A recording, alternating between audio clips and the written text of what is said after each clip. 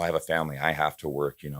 I applied and was in some way either got hurt or was terminated from, I don't know, 35 jobs in my entire life from the time I got discharged, because I only have 2 speeds. It's all or nothing, and my nothing's broke.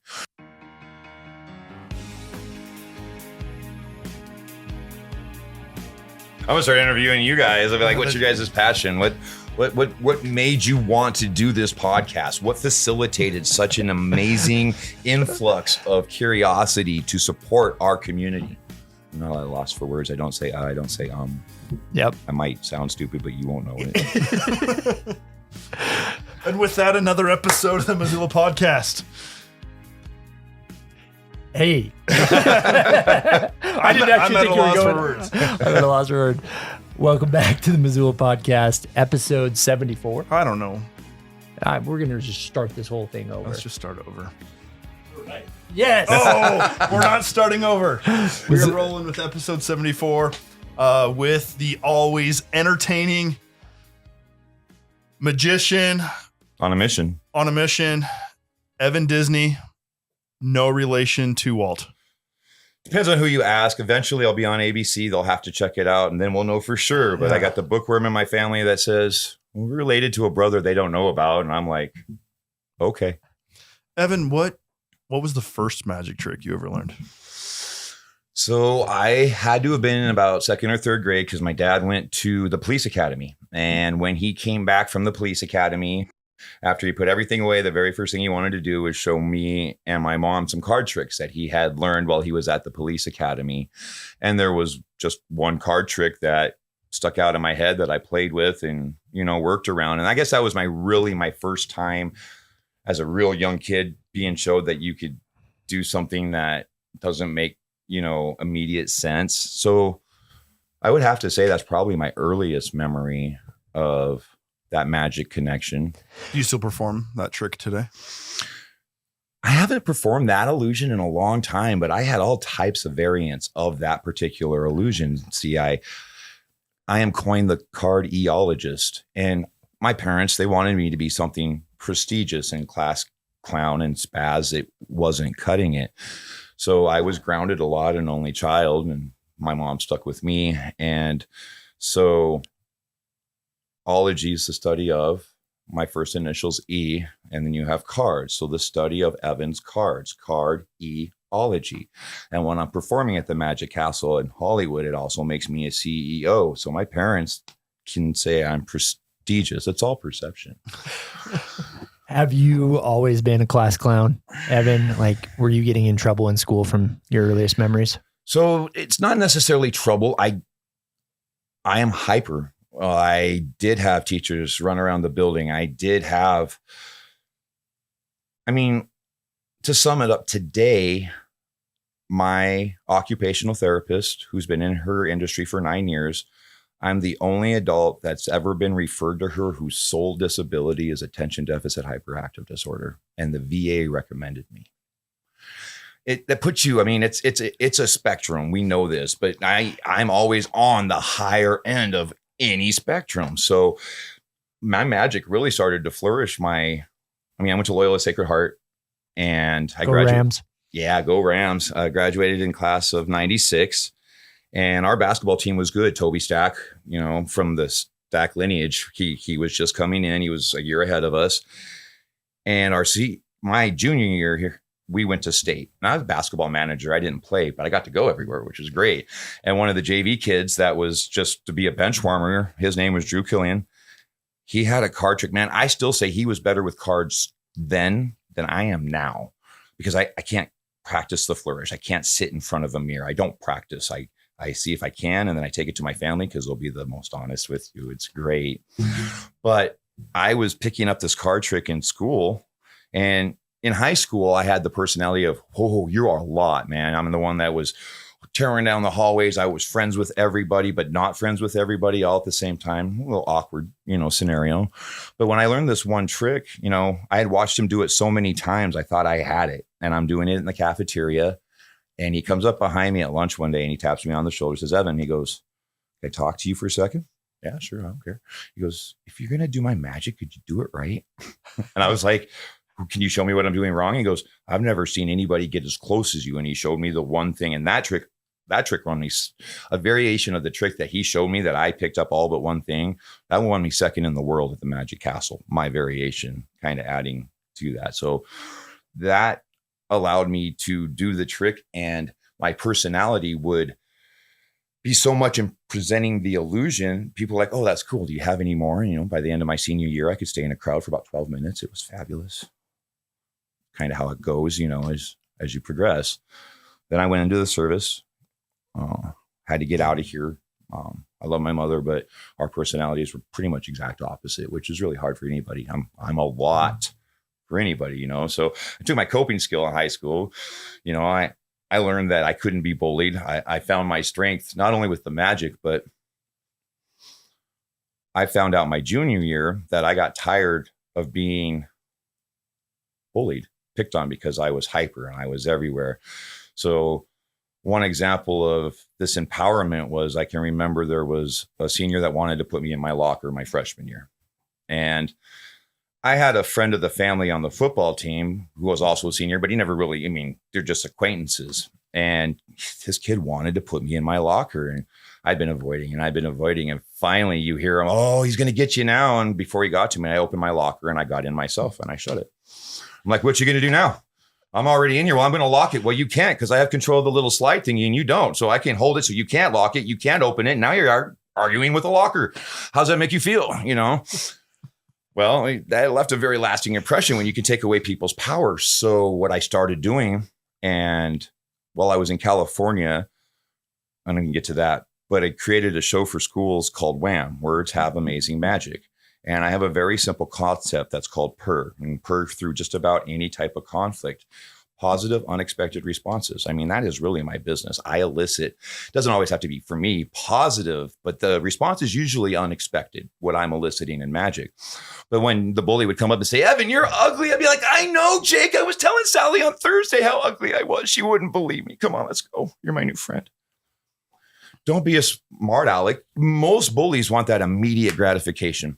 And in our society, I feel we have easier access to the negative instant gratification than the positive. You don't want to make the bully feel bad about themselves, but if you can pop off in a way that totally takes them out of their frame of mind, doesn't put them on the spot. I have the most unique group of friends because I don't judge. I really, you have to give me a specific reason to judge and take you as you are. All I've done now since learning in high school is study human behavior for 30 years.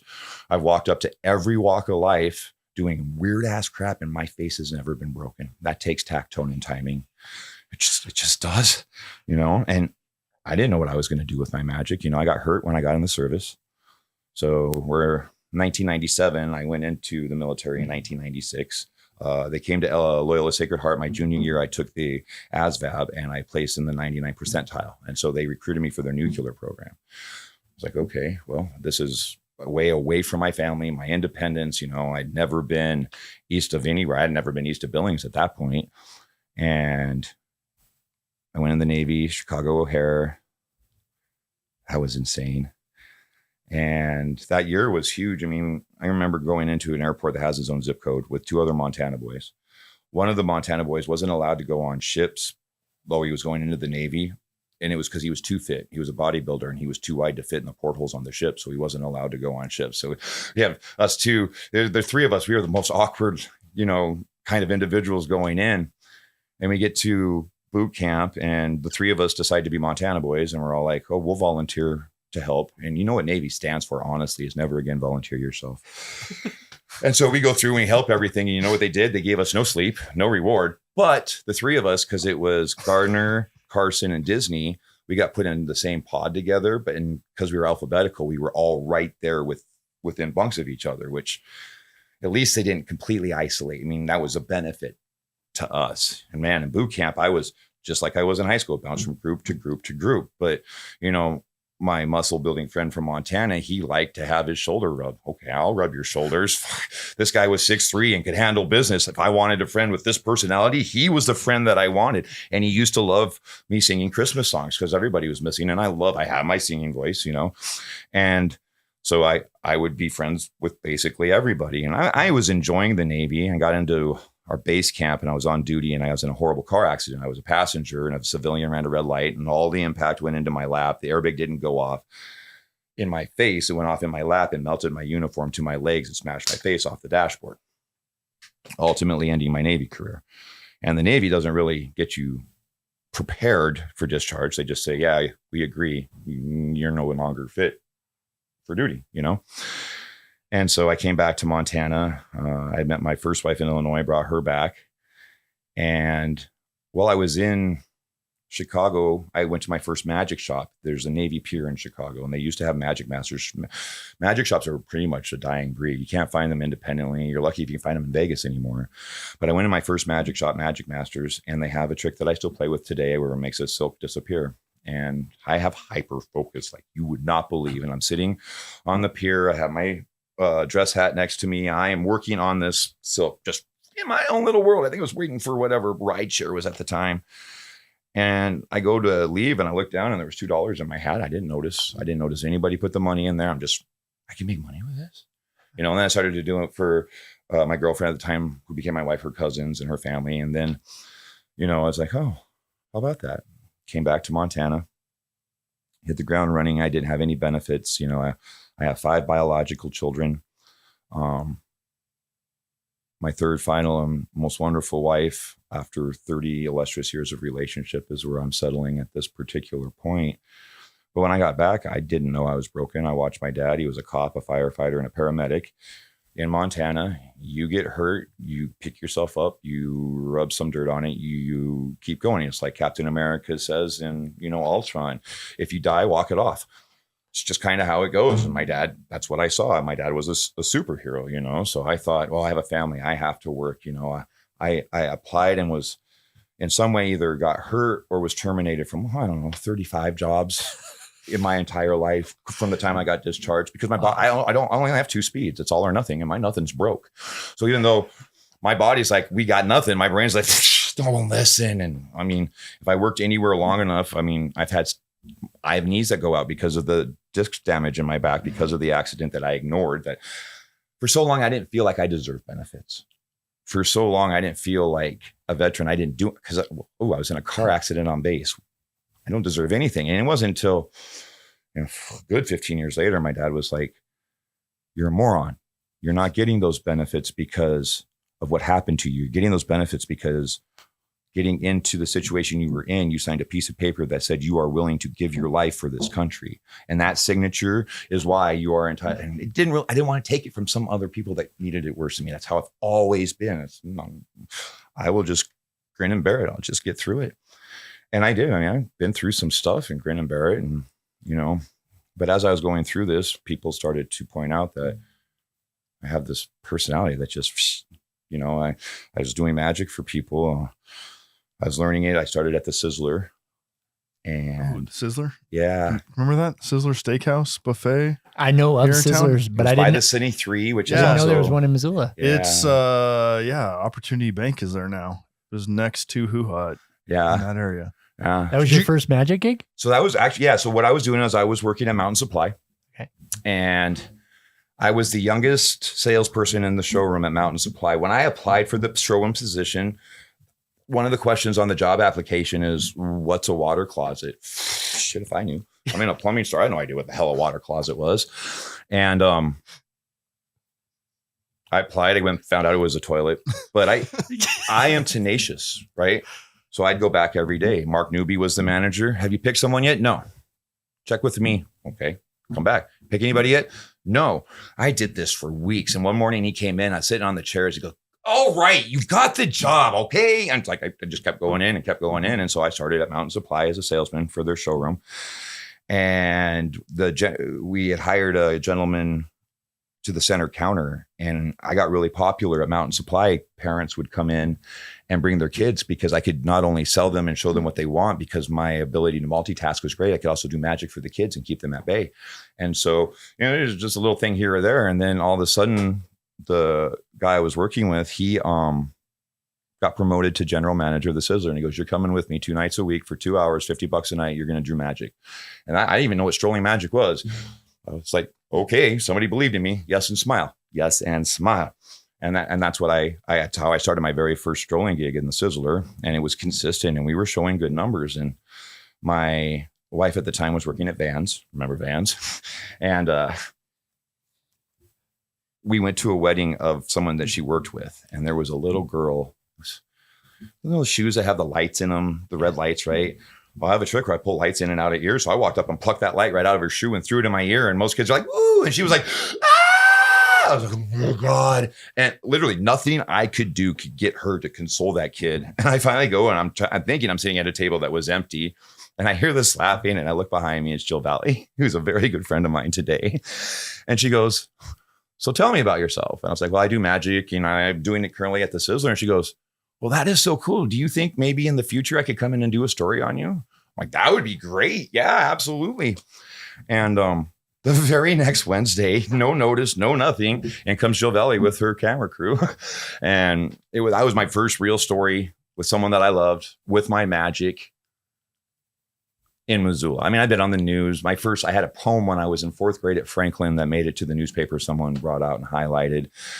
I killed the national anthem when I was in high school. I did it on notice. The Hamilton gym had just been built and it was a B divisional tournament. And this gym is filled for a gym for Missoula. And 3 girls came up at the last minute and said, we can't do it. There's too many people here. And we're just visiting, we're just sitting there, but I keep books, right? So I'm sitting right there and I'm listening intently. I was like, oh, these girls. And the guy's like, what am I going to do? What am I supposed to do? I don't have it. I said, I'll do it. And he looks at me and he looks at my coach and he goes, can you do it? And my coach goes, yeah, you can do it.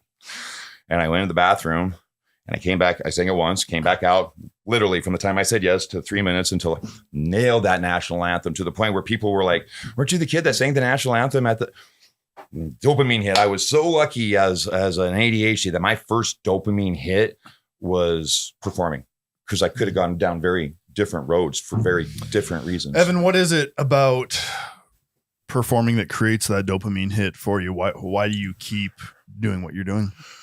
Well, it's an evolution. I did it as a coping skill. At first, it wasn't, a dopamine. My magic never started as a dopamine hit. It started as, oh, I can do something that's unique with my personality. Magic wasn't on the foresight. I mean, I'm one of the few magicians. My colleagues at the Magic Castle call me the most offbeat performer. So when you get a bunch of... Sorry, tell us, what is the Magic Castle? You referred to it a couple of times. Oh, so the Magic Castle is the mecca of magic in Hollywood. It has been around for 65 years.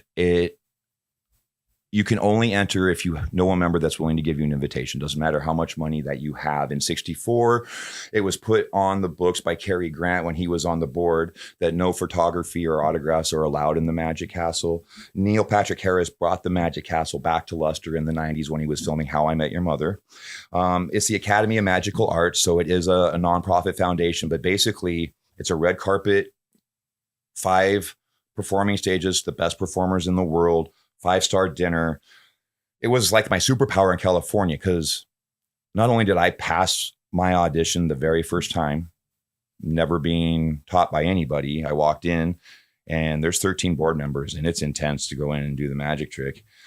And heck, I was up competing against a well-known actor on Bones and he didn't make it and he's still not there type scenario. You know what I'm saying? And I just went in and it was me and I passed that audition. Well, having the gold pin allows me to perform in there. It allows me to do a bunch of functions, but what it really allowed me to do. So I'm going to step back from the Magic Castle, but it is one of them. It's on the top 10 most exclusive clubs in the world. Anybody's in LA and they really know what it is and they want to go, they just need to reach out to me, Evan Disney Magic. I'm so you just put Evan Disney and Google me and find whatever platform and you will have the ability to talk to me about it and see if you're a fit for me extending an invitation. But as an example of how coveted it is for some local Californians, what a staple of history it is, my parents came in to visit for the first time while I was out there. I left to go out there in 2015. I'll bring my mentor in a second. But we were celebrating my mom's birthday at a crab shack, and there was a woman with her family celebrating her birthday. And I always carry an invitation in my pocket for the Magic Castle. And I'll always walk up and I said, I can't help but notice that you're having a birthday. And I just wanted to go ahead and extend you, if you want, an invocation to the Magic Castle. Do you know? And she screamed and started to cry because she'd always wanted to go. And I was the 20, my member number is 21,500. That's how many, 21,000 members since the 60s. This is almost impossible to get in. I've taken second and third in close-up magic in the world, competing at the Magic Castle against the best in the world. This little small. The only reason I keep doing it, it's not like you get paid money or anything. They're just acclimates. But if I get first, they'll put my name on a trophy in the Magic Castle, which means the name Disney will be in the Magic Castle forever and have nothing to do with Disney. Just saying, that seems like a good thing, right? So now I'm going to tell you what I've been doing with my passion, right? Keep going. Yeah. So I'm at the very low. My second wife at the time ran off to Pakistan and left me and our, at the time, 4 and 6-year-old homeless so she could be with a Pakistani that was 8 years older than her oldest daughter. And so, I'm in my low spot, just low spot. And there's a lot of good stories start for Path. The Limelight, the Broadway, it used to be the comedy club and stuff. They were singing karaoke and I went in, I didn't know it was a contest. And I went and one of the judges was Angel. She was an icon for the Blaze forever for a DJ from Missoula. And she's like, oh, they're all ballads. If I pick the song, will you sing it? And I'm like, I just found out it's a contest. I'm feeling, she goes, I'm the judge. I'm like, okay. So she put like everybody jump, and I free lived and got everybody hyped up because that's what I do. And what I didn't know is it was a world competition. And that was the city satellite. So I took first in the city and all of a sudden I was told that I could go compete for state championship in Helena. And I had a burst of, something to work towards, something to say yes. So I put this in-town package together. Dino's had helped me with the gas card and I had a movie tickets and, just an in-town package. And we went to farmer's market, me and my kids, and they were selling tickets and I was doing magic. And I am literally in the middle of a trick, middle of an illusion. And he hated it when I told it this way, but this little gray-haired man in the middle of the illusion comes up and grabs me by my shoulders and he goes, I need you for a fundraiser in September. Okay. But I haven't told you who it's for. I don't care. I can't pay you. That's fine. He gives me his card. I have other things, I actually I made the money and all that. And I took first in the state for karaoke in 2012. I took 9th in the region. I took 9th in the nation. I'm a very animated singer. I have a lot of energy, go figure, right? And I do Great Balls of Fire and pull stuff out of places stuff shouldn't be pulled out of. So that's all fine and dandy. So I come back and do this event in Missoula, right? It's Dress for Success, an amazing organization from Missoula, getting people back on their feet, more or less. And it was at the fort. And this gentleman that grabbed me by my shoulders, he was an event producer, but mostly in California. Wasn't really used to Montana weather, but I'm out there smiling, doing magic. It's raining and there's not that many people. I'm just saying hi to everybody. And he comes up to me afterward and he goes, Evan, I don't know if you looked into me at all, but I've been in this industry a very long time. And I haven't come across very many personalities like yours. So I'm going to market you for free. And at this point, I'm like, somebody's recognizing my skill and talent. Well, come to find out, this man was also the same man that discovered Farrah Fawcett. His family claim to fame is the Mirish film dynasty. That's West Side Story, Fiddler on the Roof, Midway, Pink Panther, 74 films, 24 awards, 3 for Best Picture. And David Mirish, he was a PR guy that did PR for every walk of sports fame, Woody Allen, everything. Well, that's he came to Montana to do this, and he'd actually raised $35 million in 50 years for nonprofits. And it started out with, he was going to publicize me. I did every charity event that he asked me for. I got a glowing letter of recommendation from John Ingen, who I'd known for a long time, but once he became mayor, David Mirish was the one that's like, you're going to do whatever I say for free and I'll get you letters of recommendation. I built up quite the resume, but he went from, these little gigs I was getting, he knew I was strapping. I was on my own. I was raising the 2 kids and he still wanted his 10%. And he just kept putting it off and putting it off. And then finally he's like, I have to move across the country. And I'm like, what? I'm just getting some feel for someone in the field, and I packed his whole house up. I moved him and his wife across the country to California. And we went from client agent to more of a mentor friendship And then ended up moving him like 3 times across the country. I ended up being his right-hand man. I ended up doing a lookout pass event, Ski for a Cause. And I get up there and he comes up to me and goes, Evan, this has never happened to me before, but I don't think I can talk on the microphone. I don't know what to do. Give me the microphone. And he looks at Sandy, who was a very smart. Sandy was, back in the day, Harry Blackstone Jr.'s publicist for Magic. She had ties and connections. I mean, she'd been in the industry herself, and she looked at him and goes, well, he hasn't let you down yet. And he gave me the microphone. He never took it away. He was the one that urged me to come out to California to see if I could make it as an entertainer. And when I finally told him I was going to, he said, wait, you're coming into the Lion's Den of Entertainment. Are you sure you want to do this? And I'm like, you've been begging me. So I went out there and, I'm the official magician for United Cerebral Palsy in San Diego. I'm one of their biggest money makers. Every year I go down the 3rd weekend of September. I've helped raise over $2 million for nonprofits in the last decade. I did that just by saying yes. I have taken first in the world in commercial acting in 2012. I never thought I'd be first in the world in anything, nor do I have the desire to be first in the world. But not having the desire and just saying yes, my advice to anybody that has severe ADHD, if you want a recipe for instant success and then get past it from there, you say yes to every opportunity you can without expectation. Just say yes. Go into that opportunity and you build as many people up and you help the best you know how without an agenda. And then you make the best out of the relationships you forged while you were doing that. And you will literally never lose. It got me, by happenstance, I got to do background work on a show called Into the Wilderness. And it's on the Western Channel, which is kind of cool. But I was just, my very first extra work, they needed a bearded person with no tattoos. Been in the Navy. I don't like paint. No tear seams, no tattoos. I fit. So I go and I do this very first time I'm doing this background work. And the director's known for no nonsense, doesn't stop anything. And I bust my ass for 2 episodes. By the end of 4 days, I knew everybody's name, all the staff's name, all the cameramen. I say hello. This is something that's important to me. I can't focus on any one thing long enough to learn the way I want to. The best way I learn is asking people their passion. People will not lie to you about their passion, which means you can take their word at face value. Plus, people love to be asked about what they love. What's the harm? I want to know. I'm just saying, And so there went my old shiny. I didn't even know what train I was on there. I've talked a lot.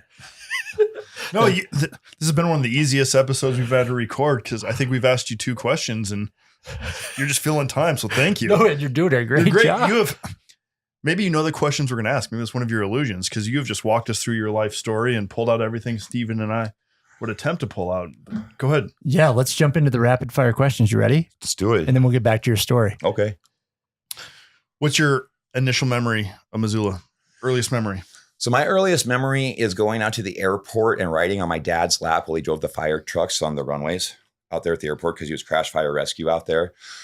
That's one of my very earliest memories, walking home from Emma Dickinson, which is now the Adult Learning Center, which my son, who is now 17, is getting his GED.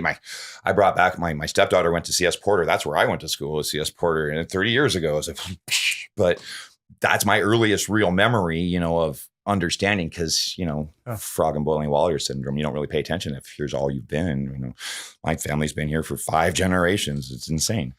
Well, no doubt you're a guy who needs his caffeine to stay up and motivated. Liquid Planet. Yeah. What's your favorite coffee shop? Absolutely. Liquid Planet. I like the White Angel because it's not a regular coffee. It's a green coffee. I like it extra sweet with an extra shot.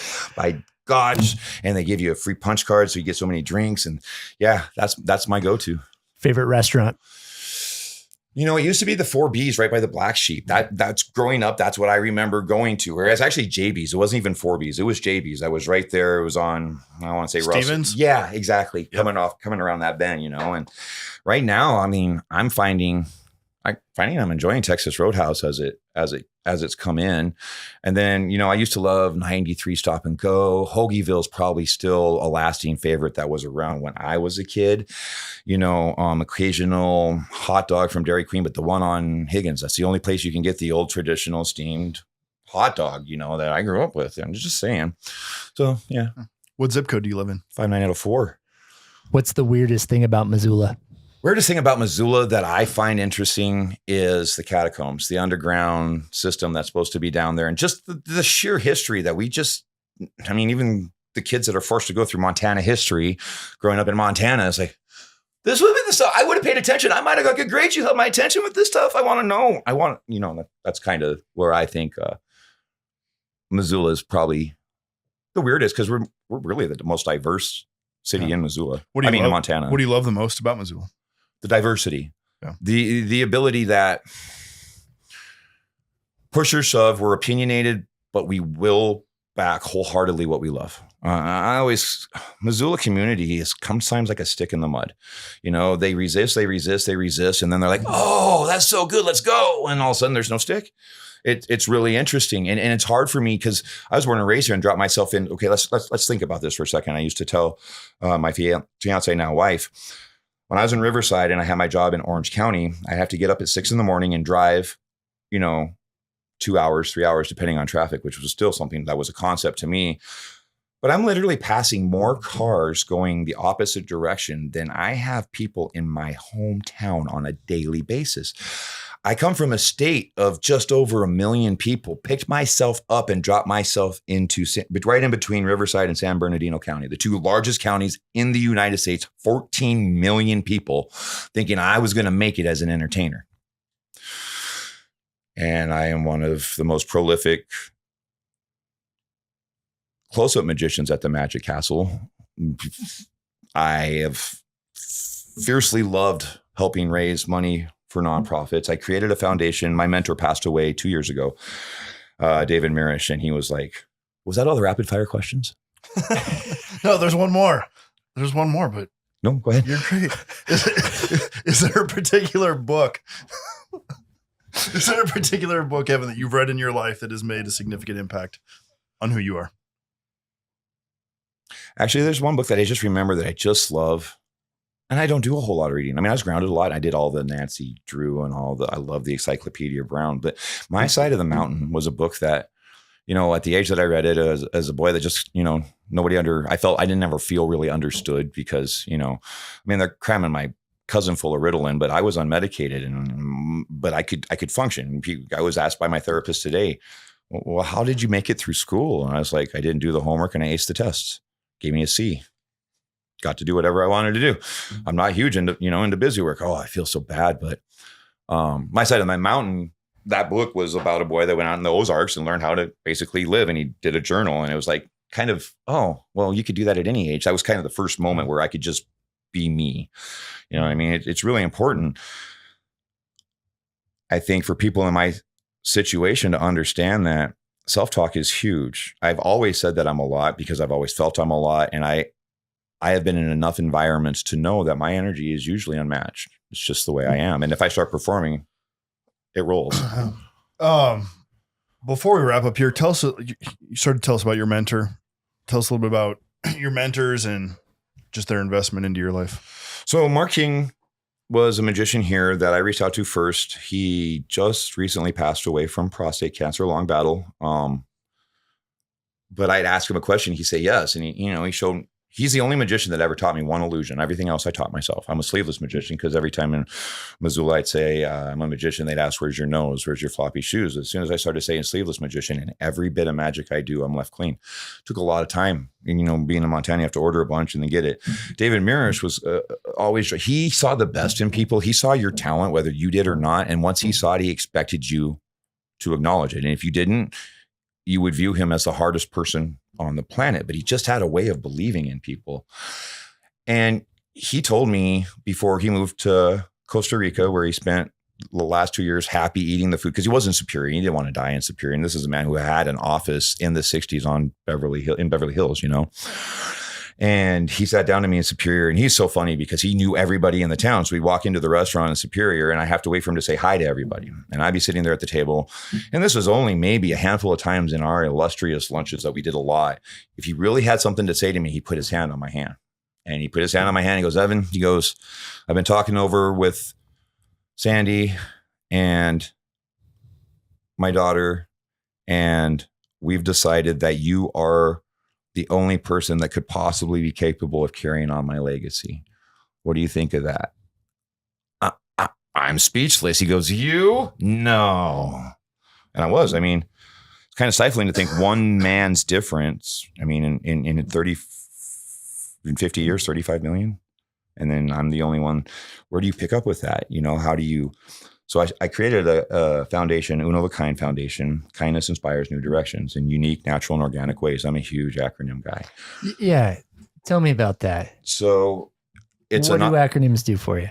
Well, I just like acronyms. You know, it's part of like the purr, you know, somebody comes up and says you're ugly. I'm like, I am unique and good looking and young. Thank you for that. I appreciate. If you can be witty enough to throw out anything and take it any way without it being an attack, you're always going to have a positive, more or less interaction. I mean, the foundation itself, I created to help find organizations, youth groups, and communities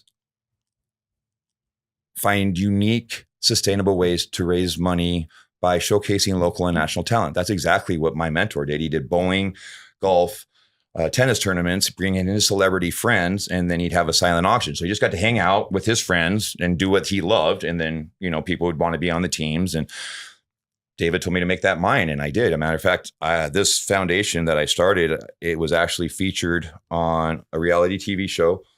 I was one of 100 companies out of 50,000 applications nationwide that was picked for season 13 of a show called Blocks. And basically it is Shark Tank meets The Apprentice. They're looking for the best startup on the blocks. And I went down to Tulsa, Oklahoma in February and filmed that. And I did exactly what I set out to do, which was I didn't go to win. I knew every contestant's name. I knew every contestant's passion. The judges were blown away because when people got on stage, I'm cheering their name and everybody else just cheering, you know. And this is who I am. I went through and made sure people were, it's supposed to be this contest, but honestly, it's a networking. It's let's meet like-minded people. I mean, when I was featured on America's Got Talent just for, you know, I have a soundbite and my personality. First time I ever auditioned, they pulled me out of line because of that personality. And throughout the years after, I've auditioned so many times since then, but I learned that it wasn't the one person that's behind the computer all day, because it's not what you think. It's not even a judge or anything. You go in with 20 other people and you have 2 minutes to do whatever you're doing in front of one person in front of your computer. And I'm a magician that caters to audience, so I can never audition that well. But what I told everybody is, it's not how you audition. It's the relationships that you make in a diverse, everybody here comes from every walk of life, but you all have the same goal. Pay attention to that. You all have the same ambition. Great opportunity to meet people and build them up. It's a great opportunity. And I foster that. I'm a part of the Missoula Chamber, and networking is comfort sometimes trumps networking. You know, I'm going to stay here with my friends I already know and drink at a networking event. I'm like, hey, Jane, have you met Eric? You guys should hook up. You got some stuff I know you can help each other. I have no shame. I have no fear. I love to talk. Clearly. Really? Yeah. What can I say? I hear I'm interesting, though. Some people say I'm a walking TED Talk. I'd love to do it. We took a couple out so I like to support San Diego. Like I said, I'm the official magician for United Cerebral Palsy. And what I'll do is I'll walk people into the Magic Castle. I'll give them a tour and I'll do a private show. And we did that for a couple just this last weekend because we had to go to a wedding. So I like to multitask. And they're like, you should be touring the high schools in the circuit. But see, that's just it.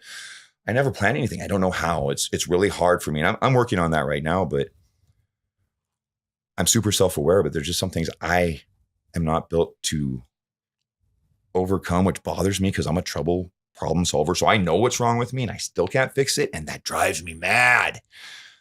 But I still try. I still smile. I talk to wonderful individuals. You know, people seem to like me. I don't know why. Evan, that was like the quickest 45 minutes that we've ever had on this podcast. And I'm actually a little disappointed. We just have a couple of questions left, but I do like asking this question. What is the piece of advice that you would give a young person, maybe not necessarily that wants to go into magic, but maybe just advice that you picked up along the way that's helped you?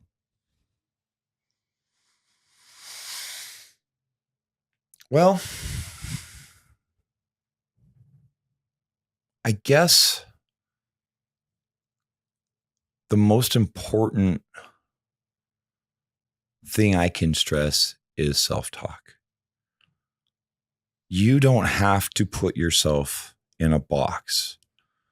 I constantly say that one man's trash is another man's treasure. I didn't come up with that. Go figure.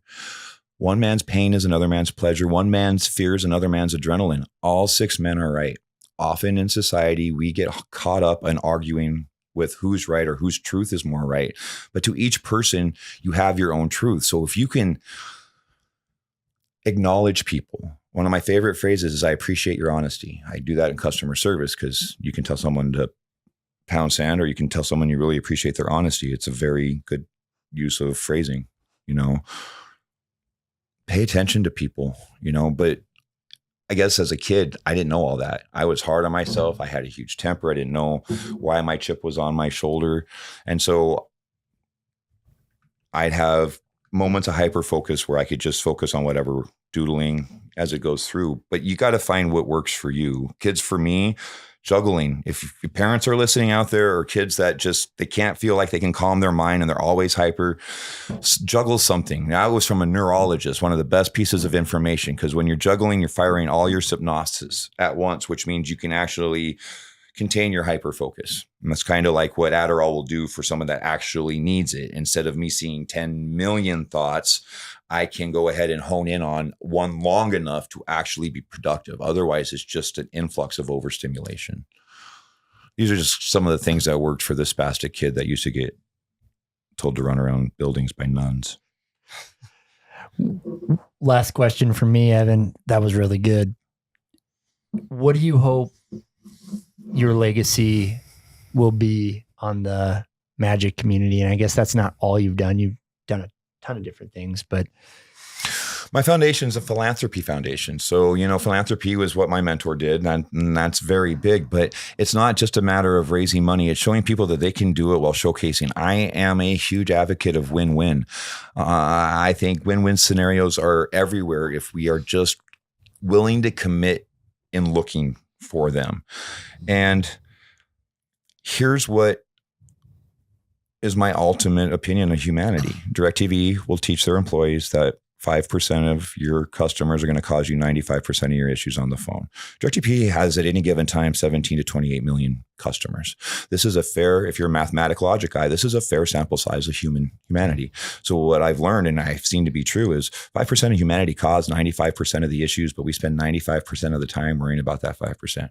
We are missing out on at least 90's worth of decent people, and people are afraid to put themselves out there because they never want to meet that 5%. People just want to be acknowledged.